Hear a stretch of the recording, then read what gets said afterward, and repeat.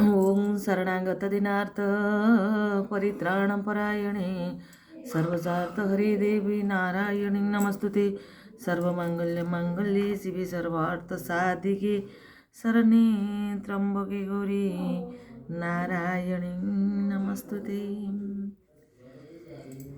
प्रिय जगन्नाथ प्रेमी भाई भौणी माने कार्तिक मास धर्म मास यही मास रे आमे श्री परमात्मा जगतर नाथ जगन्नाथ सर्वनियंता ईश्वर तांग चरणार बिंदरे आमे निजर मन निजर हृदय को हजाई देवा। कारण ए मिछ माया संसार रे प्रभु हेउछंती अनित्य चिरशाश्वत। तांकर भक्त को से एते भल पाती ताहा कल्पनातीत। जी तांकु प्रति बेले निजर चिता और चैतन्य को दे देना श्री प्रभु परमात्मा भक्तर गोटापण हो जाती। तेणु शुभ सकाळ आमे कार्तिक मास रे राधा दामोदर को पूजा करवा एवं कार्तिक पुराणर कथा बा कार्तिक महात्म्य मु आपण मानक शुणाइबी। सर्वप्रथमे श्री राधा दामोदर को स्मरण करी हस्ते पुष्पाख्यतं गृहीत्वा राधा दामोदरायं धयते पद्मनाभाय देवाय नमस्ते करुणाकर दामोदराय शान्ताय माधवाय जनार्दन दिव्य कांचन वर्णाभ्यं नीलवस्त्रावृतं सदा षोडशालंकृतं राधां ध्यायते नास्ति दुर्गति। ओं भूर्भुवस्वः राधा दामोदराय अर्चनं पुष्पं समर्पयामि। ओं अष्टादशाख्यारो गोपालमन्त्रस्य नारद ऋषिः गायत्री छन्दः श्रीकृष्ण प्रकृति दुर्गाधिष्ठात्री देवता पूजयामि नियोगः। हे माधव तब चरणारविंदरे सहस्र प्राण प्रणाम करी मुई शुभ सकाळ जगन्नाथ प्रेमी भाई भौणी मान कार्तिक महात्म्यर कथा वर्णना करी। कार्तिक मास हेउची धर्मर मास। जेतेबेले इंद्र शिव को दर्शन करने जाइछंती शिवंकर से जानी पार नांती तांकर रूप को वृद्ध रूप जीर्ण शर्ण रूप को देखी इंद्र भाविछंती जे कि इठी बसी वृद्ध जड़े तेणु से शिव को अपमान करिसेंती एवं तांग शस्त्राघात रे शिवंकर क्रोधाग्नि जात होईची। से क्रोधाग्नि तिनी भुवन को ग्रास करिची। सेही समय बृहस्पतिंकर शरणापन्न होईचंती। इंद्र शिव को शरणापन्न होई शिव को स्तुति करिसेंती। बृहस्पति गुरुमानंकर जो देवता मानकर गुरु होईचंती बृहस्पति। तेणु तांको बचाइबा इंद्र को बचाइबा शिवंग कोपरु बृहस्पति स्मरण करिसेंती। विश्वनाथ से अग्नि को तांकर जो प्रज्वलित होईची अग्नि से अग्नि को बाम हाथ रे धारण करी सागर आ गंगा जो जगार मिलन होईची हे जगन्नाथ प्रेमी भाई भौणी माने से जगह को से निक्षेप कर देइछंती। सेथिरु बा से अग्निरु जल रे पड़ी बा क्षणे गोटे छोट बालक उत्पन्न होईची। तार क्रंदन रे तिनी पुरा कंपिबाकु लागिची। तार तेज पुंज एते सुंदर तार क्रंदन एते मात्रा रे बढ़ी जाइची। ब्रह्मा आसी ताको आपणे नै ताको सांत्वना दे निज कुलाकृत करिसेंती एवं तांकर नामकरण करिसेंती जलंधर।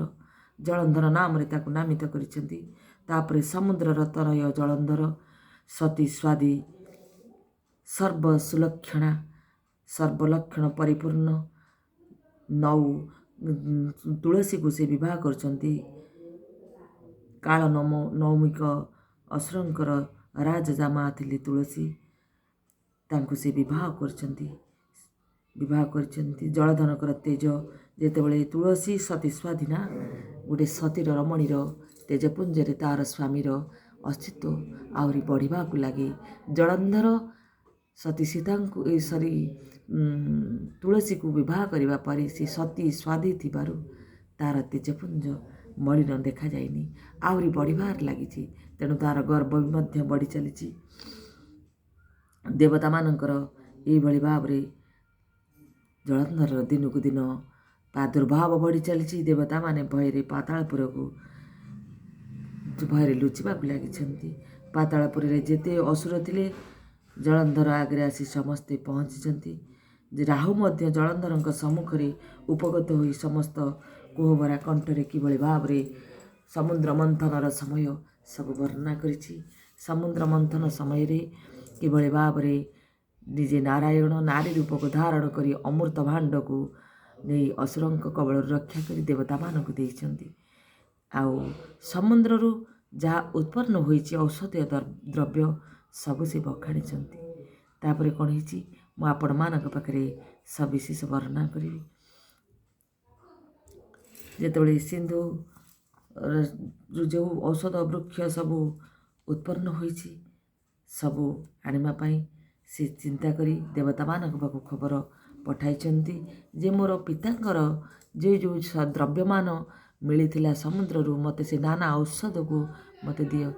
ବିବିଧ ଗଣେ ତୁମ୍ଭେ ଶୁଣ ଦ୍ରୋଣାଦି ଗିରି ଆମ୍ଭ ପ୍ରାଣ ନାନା ଔଷଧ କରି ଯେତେ ଅମୃତ ପିୟୁଷ ସହିତେ ଗୁପେତେ ରଖିଥିଲ ତହିଁ ମୋ ବିନୁ ନଚନ୍ତି କେହି ଏବେ ଅସୁର ନେଲା ହରି ନଚିନେ ଗିରି ଆଦି କରି ଏବେ ତ ବୁଦ୍ଧି ନାହିଁ ଆଉ କାଲି ଅମର କେ ବାଜିଉ ସାଗର ସୁତ ଜଳନ୍ଧର ଛେଦିବ ସବୁଙ୍କର ଶିର ଏତକୁ ନାହିଁ ପରିତ୍ରାଣ ମୋର ବଚନ ଏବେ ଶୁଣ ଉପକ୍ଷେ ସ୍ୱର୍ଗପୁରୀ ବାସ ପଳାଇ ଯିବା ସର୍ବେ ଆସ କନକଗିରି ଗୃହାଦିରେ ଗୁପତେ ରହିବା ନିର୍ଭୟେ ମନେ ସୁମରି ଶ୍ରୀପତି ଖଣ୍ଡିବା ସକଳ ଦୁର୍ଗତି ଏମନ୍ତେ ଗୁରୁ ଶିକ୍ଷା ପାଇ ସକଳ ଦେବ ଲୋକେ ଯାଇ କାଞ୍ଚନଗିରି କ୍ରୋଟେ ପଶି ମନେ ସୁମରି ବ୍ରହ୍ମରାଶି ଗୁପତେ ରହିଲେ ନିଶ୍ଚିନ୍ତେ ଦେବଙ୍କୁ ନ ଦେଖି ଦଇତେ ଆନନ୍ଦେ ବିହରନ୍ତି ସ୍ୱର୍ଗେ ସାଗର ସୁତ କର୍ମ ଭୋଗେ ଦେବଙ୍କ ପଣ ଜଣେ ଜଣେ ଆବରି ନିଶାଚର ଗଣେ କାରିଣୀ ହେଲେ ତିନି ପୁରେ ଦେବେ ଲୁଚିବେ ପ୍ରାଣ ଡରେ ବିପତ୍ତି ଖଣ୍ଡିବା ନିମନ୍ତେ ମନେ ନିବେଶୀ ଲକ୍ଷ୍ମୀ କାନ୍ତେ ସେ ପ୍ରଭୁ ସର୍ବ ଅନ୍ତର୍ଯାମୀ ଦେବଙ୍କ ଦେବ ସ୍ୱାମୀ ସକଳ ଲୋକ ପରବାସ ନମହି ମହାଦେବ ଦାସ ଇତି ଶ୍ରୀ ପଦ୍ମପୁରାଣେ ଉତ୍ତରାଖଣ୍ଡେ କାର୍ତ୍ତିକ ମହାତ୍ମେ ଦେବ ଲୋକ ଗୋପନମ ନାମ ଅଷ୍ଟମୋଧ୍ୟାୟ। हे जगन्नाथ प्रेमी भाई भौणीମାନେ ମୁଁ ଏହି ଶୁଭ ସକାଳରେ ଅଷ୍ଟମ ଅଧ୍ୟାୟକୁ ବିରାମ ଦେଇ ନବମ ଅଧ୍ୟାୟର କଥା ଆପଣମାନଙ୍କ ଆଗରେ ବର୍ଣ୍ଣନା କରିବି। କହନ୍ତି ପଦ୍ମଜୋନି ସୁତ ଶୁଣ ପଦ୍ମ ପୁରାଣ ଯେଉ କତ ଉତ୍ତରଖଣ୍ଡେ ଗ୍ରନ୍ଥସାର ଶୁଣ ହେ ପୃଥୁ ନୃପବର ଦେବ ଯେ ସ୍ୱର୍ଗ ଛାଡ଼ିଗଲେ କନକ ଗୁହା ଆଶ୍ରେ ଗଲେ ଅସୁର ତିନି ପୁରେ ପୁରୀ ଭୁଞ୍ଜନ୍ତି ତିନି ଲୋକଶିରୀ ଦିନେ ନୃପତି ଜଳନ୍ଧର ହକାର ଶୁକ୍ର ମୁନିବର ଐରି ଭାବି ହିଂସା ବହି ପୁଛଇ ଦେବ ଗଲେ କାହିଁ ଯେବେ କି ପ୍ରାଣେ ଥିବେ ସୁର ତେବେ କୁଶଳ ନାହିଁ ମୋର ଦେହ ଯେ ଲୁଚି ଥାଇ ବ୍ୟାଧି ଆତ୍ମାକୁ ଶତ୍ରୁପଣେ ସାଧି ବୈରୀ ସେହି ପରକାରେ ପଳାଇ ଥାଇ ଯେବେ ଡରେ ଗୁପତେ ଥାଇ ଦିନେ ଦିନାକେତେ ପୁଣି ସାଧଇ ବୁଦ୍ଧିମତେ ଏତେକୁ ବିଚାରଇ ମୁହିଁ ମୋର ବୈରୀ ସଚି ସାଇଁ ସେ ଯେବେ ପ୍ରାଣ ଘେନି ଅଛି ମୋର ସମ୍ପଦ କାହିଁ ଅଛି ଏତେକୁ କହ ମୁନିବର କାହିଁ ଅଛନ୍ତି ସର୍ବାସୁର ଜାଣିଲେ ଯିବି ଏହି କ୍ଷଣି ଲୁଚିଲା ଠାରୁ ଧରି ଆଣି ମାରିବି ଇନ୍ଦ୍ରାଦି ଦେବତା ତେବେ ମୁଁ ହୋଇବି ଅଚିନ୍ତା ଏମତେ ନୃପତି ବଚନ କହନ୍ତି ଭୃଙ୍ଗୁଙ୍କ ନନ୍ଦନ ଶୁଣ ରାଜନେ ବିହିବରେ ସକଳ ଦେବତାର ତ୍ରାସେ କନକଗିରି ଗୃହାରେ ଲୁଚି ପାଷାଣ ତାହା ଦ୍ୱାରେ ଗୁପତେ ରହିଛନ୍ତି ସର୍ବେ ଶୁଣିକି ଉପାୟ କରିବେ। ଏଇଭଳି ଭାବରେ ସେ ଜଳନ୍ଧର କ୍ରୋଧାଗ୍ନିରେ ପ୍ରଜ୍ୱଳିତ ହୋଇଛନ୍ତି ଏବଂ ଯେଉଁ ଅସୁର ତିନି ପୁରରେ ପୂରିଛନ୍ତି ଭୁଞ୍ଜନ୍ତି ତିନି ଲୋକଙ୍କର ଶିରୀ ନୃପତି ଜଳନ୍ଧର ଶୁକ୍ରମୁନିକୁ ଡାକିଛନ୍ତି ଆଉ ମନରେ ହିଂସାଭାବ ବହିଛନ୍ତି ଏବଂ ଦେବତାମାନଙ୍କ ପ୍ରତି ତାଙ୍କର କ୍ରୋଧ ବଢ଼ିବାରେ ଲାଗିଛି।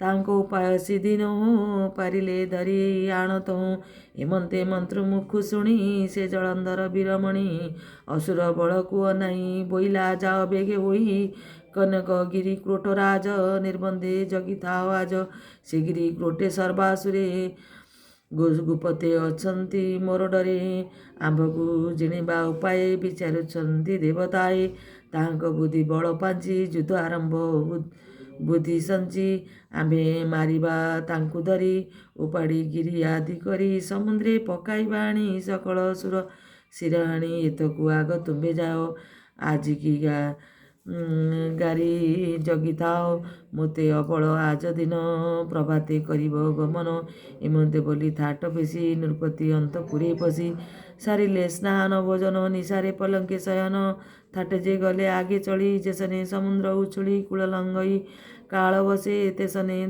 ଦ୍ରୁଦାନ୍ତ ରାକ୍ଷାସେ କନକଗିରି ତଳେ ପୁରୀ ବେଡ଼ିଲେ ଶତପୁର କରି ପର୍ବତେ ଉଠି ଲୋକସୈନ୍ୟ ବରସା କାଳେ ଜେନେ ଗନ ସେହି ପ୍ରକାରେ ଦୈତ୍ୟ ବଳେ ଗୋଟିଲେ କନକ ଶୈଳେ ବାଣ ବଚନ ବାଦ୍ୟ ଧ୍ୱନି ଶବଦେ କମ୍ପଇ ମେଦିନୀ ପର୍ବତ ଗର୍ଭେ ଦେବ ପୁଣି ଅସୁର ଦାଡ଼ି ବୋଲି ଜାଣି ବିବାଦେ ଭରସା ନ କରି ଆତଙ୍ଗେ ଗୋବିନ୍ଦ ସୁମରି ହେ ଦେବ ଦେବ ଚକ୍ରଧର ଖଳନାଶନ ବାନା ତୋର ଭକ୍ତ ବତ୍ସଳ ବାନା ବହୁ ଗୁଜନ ତାପନ ସହୁ ସନ୍ଥ ପାଳନେ ଦେହ ଧରୁ ସୁଜନ ଜନ ଦୁଃଖରୁ ମତ୍ସ୍ୟ କଶ୍ୟପ କାଳ ରୂପୀ ନମୋ ନୃସିଂହ କାଳ ବ୍ୟାପୀ ନମୋ ବାମନ ଦ୍ୱିଜବର ସଂଘ ସାରଙ୍ଗ ଚକ୍ରଧର ଗଦା ସହିତେ ଭୁଜ ଚାରି ଦୁଷ୍ଟ ଦାନବ ଦର୍ପହାରୀ ଅବନି ଭାରା କରୁଣାସ ତତେ ସୁମରି ପିତବାସ କସ୍ତୁଭ ମଣି ହୃଦେ ସାଜେ ନମୋ ଦେବାଦିଦେବରାଜେ ଗରୁଡ଼ ଧ୍ୱଜ ଲକ୍ଷ୍ମୀକାନ୍ତ ଅନନ୍ତ ଶୟନ ଅଚ୍ୟୁତ ଏଇଭଳି ଭାବରେ ଜଳନ୍ଧରଙ୍କର ଭୟରେ ଅସୁରମାନଙ୍କ କବଳରୁ ରକ୍ଷା ପାଇଁ ଦେବତାମାନେ ପ୍ରଭୁଙ୍କୁ ସ୍ମରଣ କରୁଛନ୍ତି। ନାରାୟଣ ଅନନ୍ତ ଶୟନରେ ଅଛନ୍ତି। ଯେତେବେଳେ ଏଇ ଧରାଧାମରେ ଏଇ ସ୍ୱର୍ଗପୁର ଠାରୁ ମର୍ତ୍ତ୍ୟ ଭିତରେ ଯେତେବେଳେ ଅସୁରମାନଙ୍କର ପ୍ରାଦୁର୍ଭାବ ବଢ଼ି ଚାଲେ ସେତେବେଳେ ପ୍ରଭୁ ନାରାୟଣଙ୍କୁ ଦେବତାମାନେ ସ୍ମରଣ କରନ୍ତି। ନାରାୟଣ ନାନା ରୂପ ଧାରଣ କରି ଏ ସମଗ୍ର ବିଶ୍ୱକୁ ସେ ଅସୁରଙ୍କ କବଳରୁ ରକ୍ଷା କରିଛନ୍ତି। ଏହା ପୁରାଣ ଶାସ୍ତ୍ରରେ ବିଦିତ। ତେଣୁ ହେ ଜଗନ୍ନାଥ ପ୍ରେମୀ ଭାଇ ଭଉଣୀମାନେ ମୁଁ ମୋର କଥାବସ୍ତୁକୁ ବିରାମ ଦେଇ ଆଗାମୀ ଅଧ୍ୟାୟକୁ ଆପଣମାନଙ୍କ ପରେ ବର୍ଣ୍ଣନା କରିବି। ଜୟ ଜୟ ଜଗନ୍ନାଥ, ଜୟ ପଞ୍ଚ